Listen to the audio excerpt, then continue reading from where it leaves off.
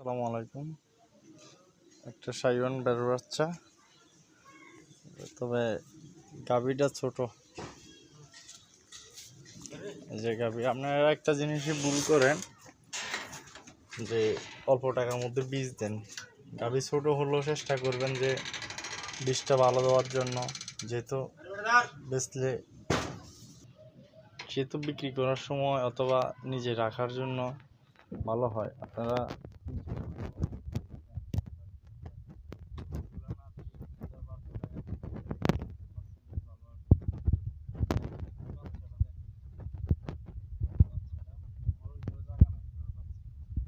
এর মধ্যে লার্কি থাকে।